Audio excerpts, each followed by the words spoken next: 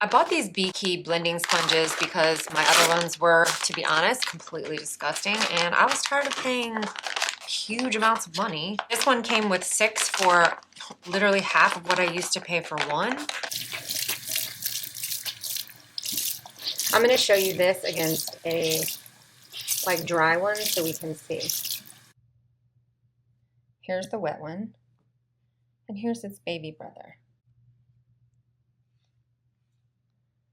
And guys, I forgot to do it like an hour and a half ago when I did my makeup, but that beauty blender, the pink one, the one that I opened, it blends so well. And one of my favorite things about it is it didn't pick up like a ton of makeup. You know how some of them just like suck up tons of product?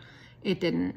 It was so like, it just blended everything very seamlessly. I mean, it is identical to the ones that are brand name that I have paid tons of money for. So absolutely will be buying those again. 5 stars.